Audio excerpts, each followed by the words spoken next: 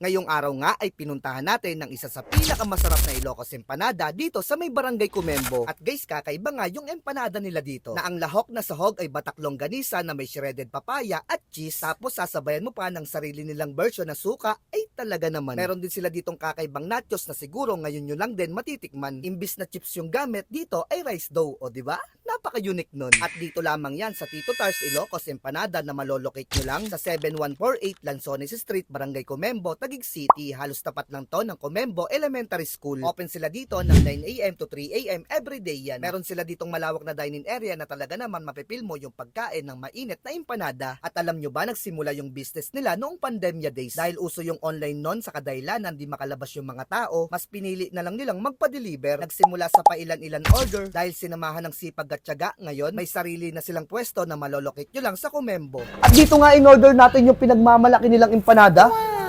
Grabe guys, so napakalaki oh. For only 140 pesos guys.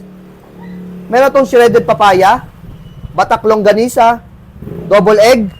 Meron din tong cheese guys ha. For only 140 pesos. Grabe oh. Cheese!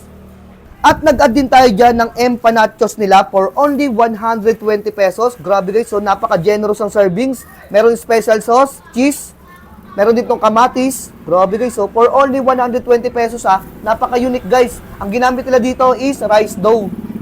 Panalong panalo. At nag-add din tayo dito ng sisig bagnet nila for only 99 pesos. At ang kagandahan pa dito, special rice yung ginagamit nila dito guys. Meron cheese, bagnet, for only 99 pesos. Bagay na bagay ito sa mga estudyante guys oh. Lalo-lalo na tapat lang to ng school. Yan guys, titikman na natin dito yung Ilocos empanada ng Tito Tars. Ayun guys, oh, grabe oh, napakalaki oh. Patayin natin sa gitna. Ayun oh. Jeez! Musok-usok po oh. Tikman natin to ng plain lang. Oh, ba? Napakabisa nga ng Ilocos empanada ng Tito Tars. Lasang-lasa ko cheese, shredded papaya, batak longganisa. Grabe guys oh. Try naman natin sa may special suka nila. Yan guys oh. Sila mismo gumawa nito.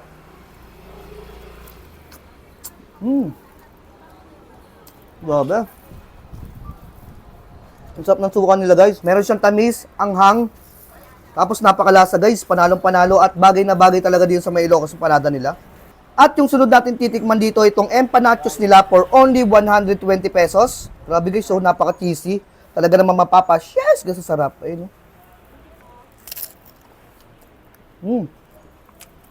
Grabe. Ang sarap ng special sauce nito. Nandun yung atake ng kamatis, sibuyas, tapos yung cheese ha. Sarap. At ang kakaiba nga dito guys, napaka-unique ng flavor. Pwede palang gawin nachos yung rice dough. Mabili na to guys for only 120 pesos. Subukan nyo to. Siyempre guys, di ko rin papalampasin dito itong bagnet sisig nila for only 99 pesos. Tingnan natin to.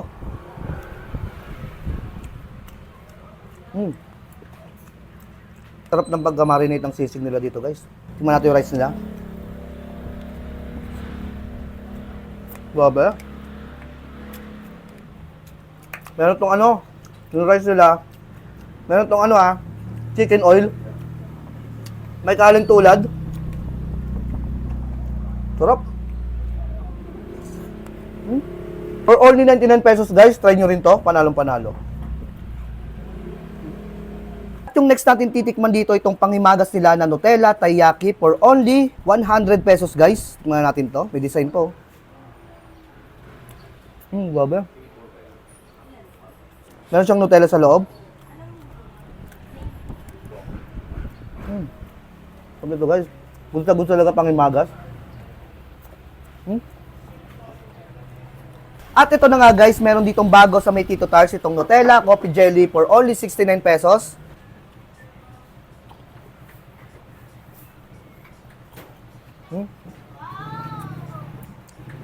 Ang sarap ng twist ng Nutella at coffee. Sakto lang yung tamis niya at napaka-refreshing nito guys. Subukan nyo rin to 69 pesos lang.